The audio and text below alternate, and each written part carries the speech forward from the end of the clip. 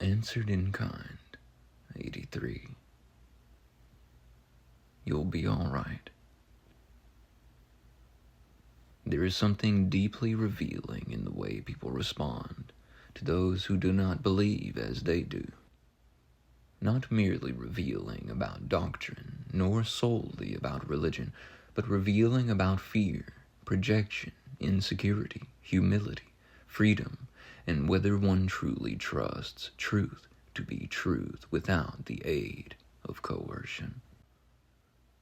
Consider this remark toward an atheist. Hating the one life you have till you die. As an atheist, you believe when you die, you just die. No spirit to enjoy after the life that you had on this earth. Just very, very sad. I am not an atheist, but neither do I find this sorrowful in the way some seem eager to proclaim. I do not look upon one who sees no evidence for soul, no evidence for God, no evidence for life beyond death, and think, how pitiable. No, I think something much more serious and much more beautiful may be occurring. For the one being spoken of may know the Bible better than many who weaponize it against him. Indeed, he may know it better than most Christians one is likely to meet. Better than I do, perhaps better than you do. He has read, he has studied, he has examined, he has turned the gem in the light and found, according to his own conscience and discernment, that he does not see sufficient evidence for the metaphysical claims so many others announce with such terrifying certainty. One must respect that. One must. Not because respect is fashionable, not because tolerance is trendy, but because intellectual sincerity is sacred. And what do so many do in response?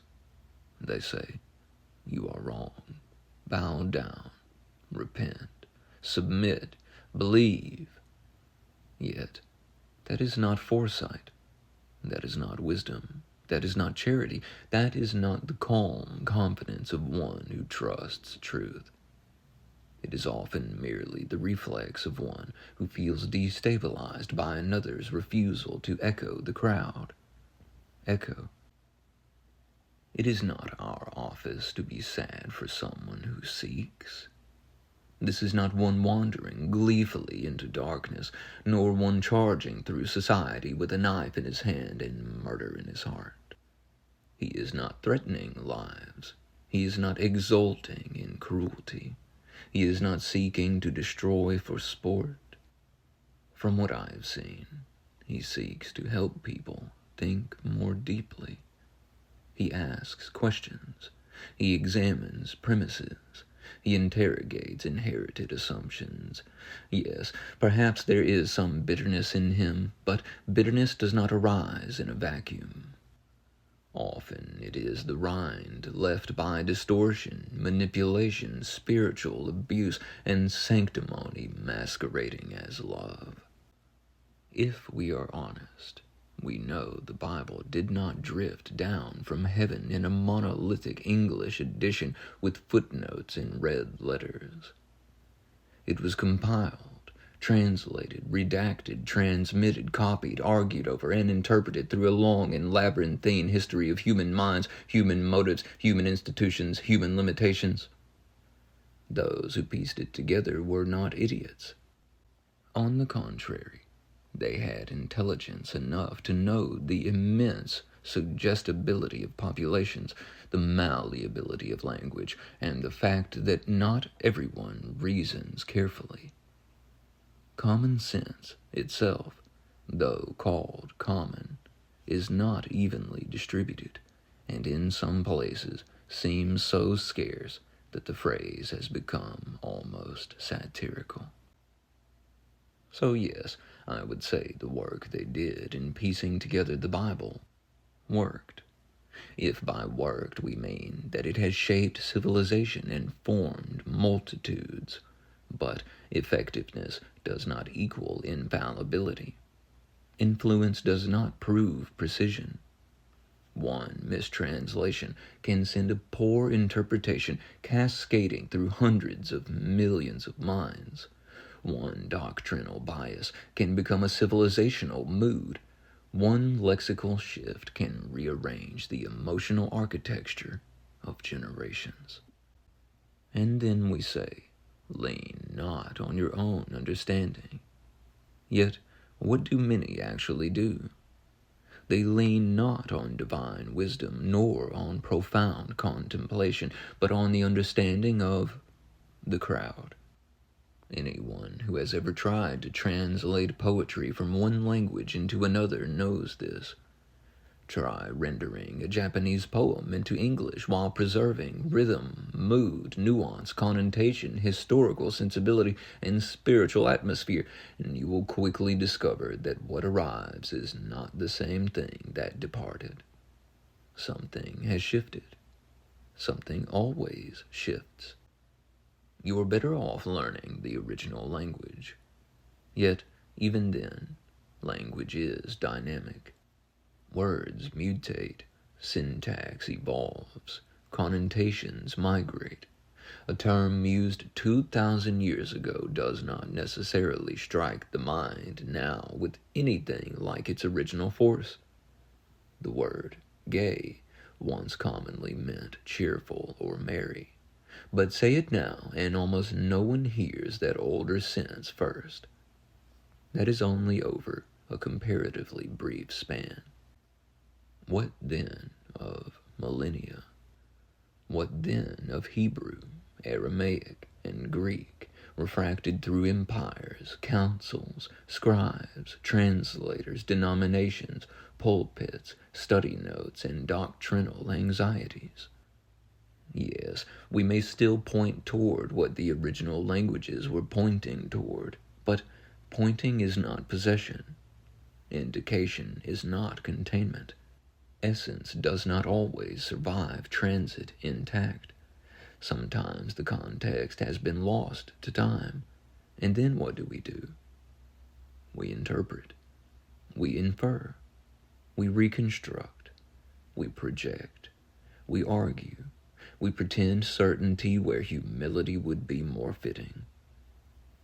So no, I do not find it sad that someone sees no evidence for souls, or God, or even that Jesus walked on water. I do not tell you what to believe. That is between you and your own experience. But I will say this. It is a beauteous and arresting thing to behold someone who knows the material so well and yet plainly sees something that many believers do not, though those believers insist that he is the blind one. Is that not peculiar? Is that not at least worthy of pause? If a person studies deeply, searches earnestly, knows the text thoroughly, and still does not arrive where the crowd insists he must, then perhaps the matter is not so simple as slogans and altar calls would have it. We say, judge not, condemn not, and then what do?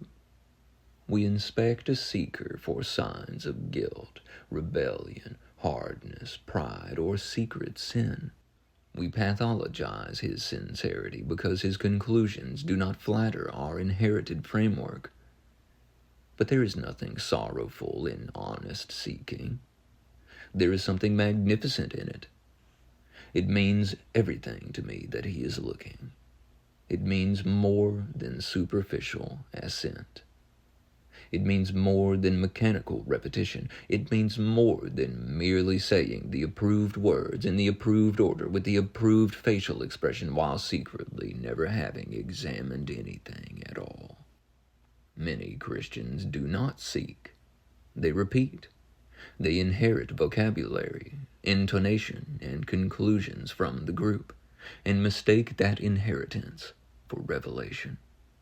That is sad. Not because they are irredeemable, but because they are closed. How closed off must one be to sit in a room and say, "This is all I need"? Nothing more may enter. Nothing further need be examined. It is like sitting in a sweltering house, drenched in sweat, while someone knocks gently and offers an air conditioner for free, and you reply, "No, I do not like worldly things," and continue suffering in the heat. So many operate like this. They are not seeking truth. They are seeking external validation, communal approval, the anesthetic of belonging. They fear mockery. They fear ridicule. They fear exclusion. They fear punishment. They fear what happens when one steps beyond the perimeter of collective permission. They fear, perhaps more than they know, losing the conditional love of the crowd. And thus, when asked, what can Christians learn from Hindus? One may honestly answer, a great deal, if they are willing to open their minds, but many will not. Some immediately say, nothing, yoga is demonic. Such a statement often reveals not depth, but closure. It suggests a startling unfamiliarity not only with yoga, but with the genealogy of the very words being used to condemn it. I can hazard with some confidence that many who call yoga demonic do not know the origin of the word demon, nor the ancient senses through which it passed before curdling into later imaginal terrors. Nor did they understand how imagination, when untethered from discernment and inflamed by fear, produces phantasmal enemies that haunt the dim, unillumined corridors of the unexamined psyche. Where fear reigns and the distinction between fantasy and reality is weak, imagined adversaries proliferate. They seem alive. They become ambient. They animate doctrine, social control, and panic. The one who says yoga is demonic often does not know the origins of yoga either. Some imagine that certain bodily postures, certain stretches, certain coordinated breaths are somehow covert acts of worship toward foreign deities. But this is incoherent. It collapses under even modest scrutiny. Human beings possess intent. Intent matters. Where your attention goes, there you are. A posture is not worship in itself. Stretching in a given shape does not constitute devotion to a God you do not even know, cannot picture, and are not intending to honor. The body may assume a form. The heart determines the meaning. Do you know how yoga began? With a question of profound metaphysical intimacy. Who am I, really? Some recoil from such a question because they have not been taught self-reflection. They have been trained instead to outsource insight, to mistrust interiority, to fear contemplative depth, unless pre-approved by their group. This is why some denounce yoga, meditation, astrology, tarot, and related practices with such fevered certainty. Many have been taught to fear knowledge itself, or at least any knowledge that is not tightly policed. Yet, knowledge is indeed a key to freedom, and a key, no matter how ornate, is useless if never used. Application is what opens the door. One may quote wisdom endlessly and remain locked in the same room. One may recite truth and never enact it. One may defend doctrine and never become gentle. And what teachings do I see, at least in part, in the atheist under discussion? I see him trying to share the beauty and wonder of thinking deeply. I see him urging people to consider what they see, what they feel, what they think, what they actually know, and what they merely inherited. This is no small thing. For freedom without discipline becomes chaos, yes, but discipline without self-examination becomes tyranny. To stretch, to breathe, to still the mind, to quiet the inner machinery, to calm the static one picks up from society like interference in the air, to let the choppy waters of thought settle until one can see what lies beneath. There is nothing demonic in this. To still the mind and ask, who am I really? To pause and look, to breathe and recognize. Would one truly call that evil? Why? On whose authority? To what imagined tribunal is one trying to ingratiate oneself by condemning such a simple and human act? You deserve better than fear dressed up as discernment. At the beginning and end of each breath, that decision remains yours. Free will is a choice. Free will is sacred. And we are free, tragically enough, to crucify ourselves as often as we wish. No one can finally prevent a human being from participating in his own diminishment.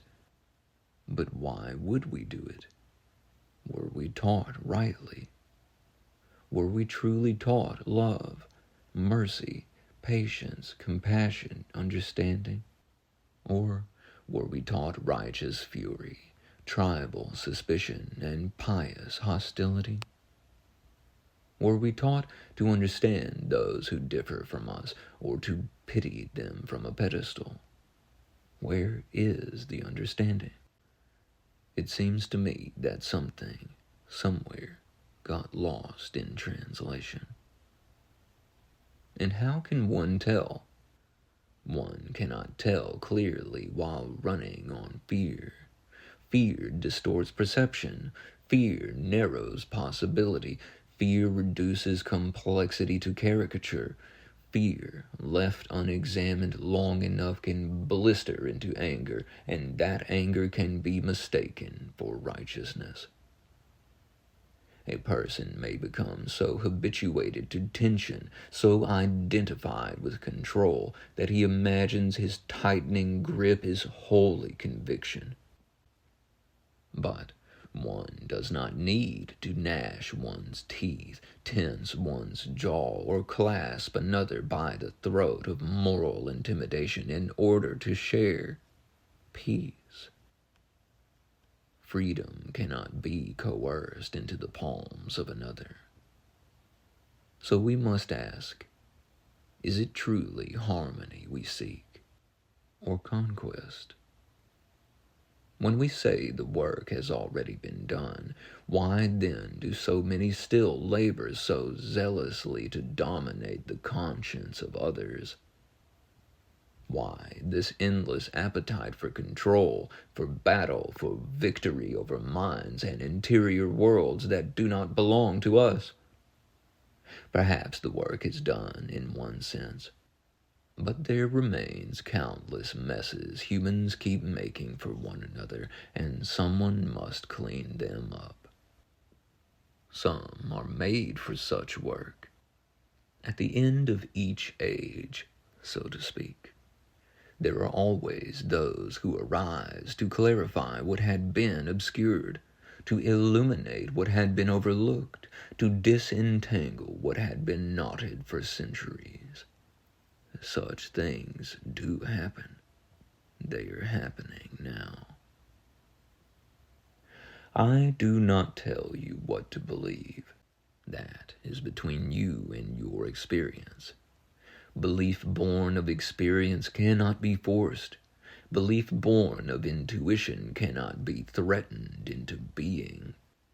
One may terrorize compliance, but not authentic conviction.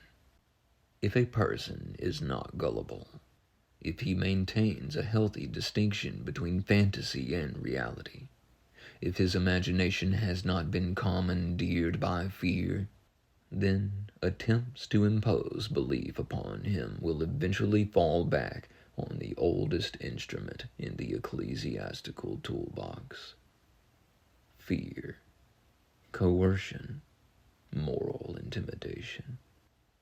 Yet, what do the traditions themselves so often say? Fear not, be not afraid. Perfect love casts out fear. The path of devotion, love, leads to liberation. The path of ignorance, fear, leads to suffering. So what exactly have many of us been doing? Courage comes from love. Paralysis comes from fear. It is not your task to seek love as though it were absent from reality. It is your task to find and dismantle the walls you built against it. And what do I think our atheist friend may be doing? In his own way, perhaps he is dissolving walls. That is why this is not a time for sorrow. It is a time to rejoice. We are witnessing something some cannot yet comprehend. A genuine search, an earnest wrestling, a refusal to counterfeit certainty. Life itself is incomprehensible in many respects. Why then should the path to awakening look identical for everyone? It does not remotely. I know this, because there are things I have experienced that were not written in the Bible, not described in any book I have read, not spoken plainly from any mouth I have heard. So what was I to do? I had to follow what felt right. I had to follow that warm and gentle guidance in the heart, what some call intuition, what others call the source, what others call God in me, the indwelling presence, the heart's knowing.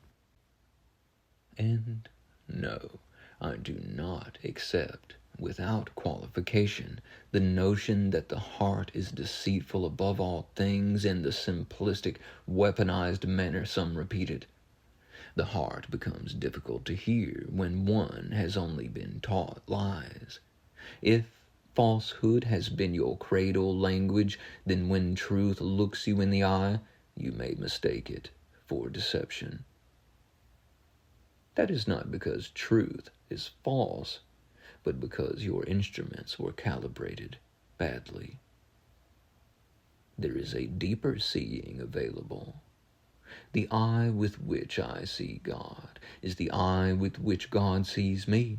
My eye and God's eye are one seeing, one knowing, one love. This is not a slogan to me. It is a living intuition.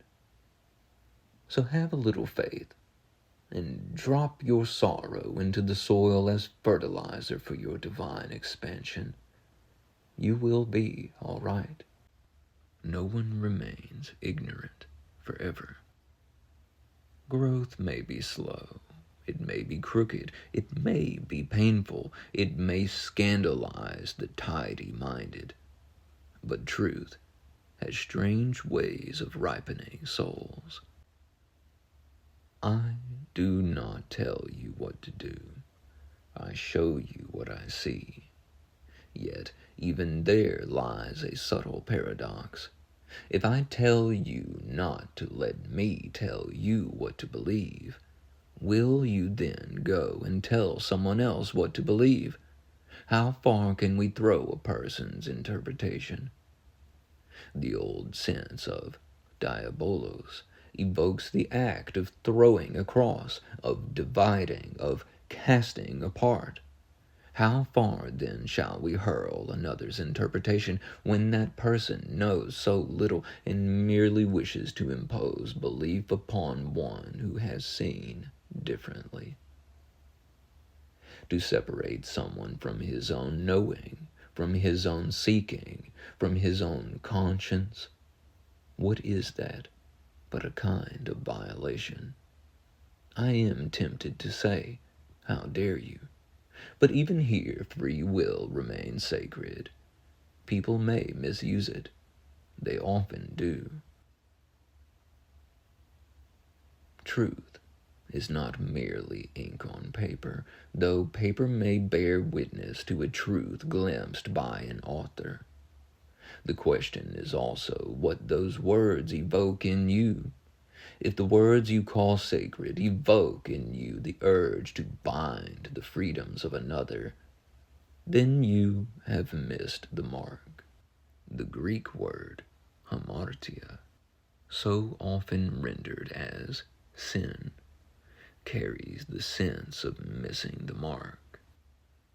If you point at someone and say, "You are sinning, you are a sinner, you will burn in hell for that," you may already have missed it twice over.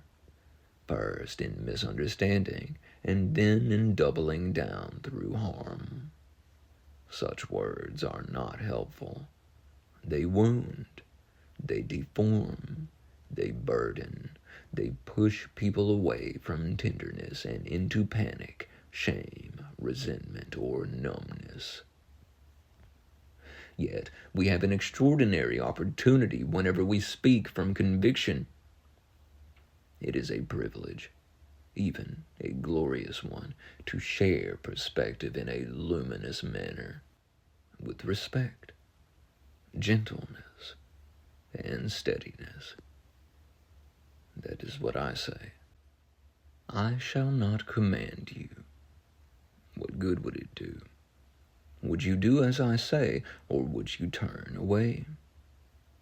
I only show you what I see. What you do with it remains yours. Judge not, lest ye be judged. And if you have slipped out of love, mercy, patience, compassion, or understanding, then yes, you have missed the mark, and yes, there is still work to do. But what does one do after missing the mark? One practices. One adjusts. One tightens up, just a little. One becomes more careful with one's footing. What do you do when you slip? You watch where you place your feet next time. You will be all right. I believe in you, even if you do not yet believe in yourself. One day, you will. And if someone will not hear your truth, then live it. Lived truth often speaks with greater claritas than spoken truth ever can. A clenched fist cannot heal. A closed hand cannot receive. To remain rigid is to remain unreceptive. To remain hostile is to remain unteachable. To remain afraid is to remain manipulable. So, no, I do not look upon the sincere atheist who studies deeply and conclude, "Oh, how tragic." I look and think, here is someone refusing to counterfeit belief. Here is someone unwilling to call darkness light simply because the crowd demands it. Here is someone searching, and search itself is holy in ways many have forgotten. I do not need him to mimic my conclusions in order to respect the dignity of his process. Nor should you. But I don't tell you what to do. Do you? It is a beautiful thing when a human being seeks earnestly, even if the road he walks does not resemble yours. The path to awakening is not uniform. It does not announce itself in one dialect, one ritual vocabulary, one approved posture, one sanctioned metaphysic. Sometimes the one called unbeliever is closer to truth than the one called faithful, because the former is honest while the latter is merely compliant. Sometimes the one outside the walls is more open to God than the one who has spent decades decorating the inside of a prison and calling it a sanctuary. So let us be careful. Let us not sanctify fear. Let us not canonize coercion. Let us not confuse moral intimidation with evangelism, nor control with love, nor inherited slogans with revelation. Let us examine ourselves. Let us ask whether we seek harmony or conquest. Let us ask whether we have loved truth enough to let it unsettle us. Let us ask whether we have mistaken our fear for discernment, our anger for holiness, our conformity for wisdom. And let us rejoice when we see someone thinking deeply, because that too is grace. To question sincerely is grace. To examine inherited doctrines is grace. To refuse manipulation is grace. To breathe and ask, "Who am I really?" is grace. To recognize that translation is interpretation, that language shifts, that context can be lost, that certainty must sometimes kneel before mystery. This, too, is grace. No one is helped by being mocked into belief. No one is healed by being terrorized into assent. No one is liberated by being told to abandon conscience in favor of the crowd. Freedom is sacred. Conscience matters. Intent matters. Seeking matters. Love matters most. And so I say again, drop your sorrow into the soil. Let it become fertilizer for your divine expansion. Have a little faith. Not blind belief, but living faith. Faith spacious enough to permit seeking. Faith humble enough to endure complexity. Faith tender enough to remain compassionate toward those who differ. You will be all right. The seeker will be all right. The one who has missed the mark can practice. The one who has been afraid can learn courage. The one who has been closed can open. The one who has parroted can begin to think. The one who has harmed can grow gentle. The one who has wandered can discover that wandering itself was part of the map. I do not tell you what to believe. I only show you what I see. And what I see is this. If your religion has drawn you away from love, mercy, patience, compassion, and understanding, then something in you still requires healing. If your theology has made you afraid of reflection, afraid of knowledge, afraid of stillness, afraid of the questions that bloom in the soul, then something in you still requires illumination. And it will occur in due time. For the path to awakening does not look the same. If your faith cannot bear the existence of an honest seeker who does not agree with you, then perhaps what you are defending is not truth at all, but fragility. But truth need not be protected by panic. Love does not require the degradation of another. Peace does not need a clenched jaw. The heart, once listened to with sincerity, knows more than fear permits. And the eye with which we see God is not separate from the eye with which reality finally sees us. So breathe. If you like, look again. Loosen your grip, release your sorrow, practice where you have missed the mark, live your truth where words fail, and remember, a closed hand cannot receive, and a clenched fist cannot heal. You'll be all right. I believe in you. Praise love and pass the compassion. God bless your divine presence.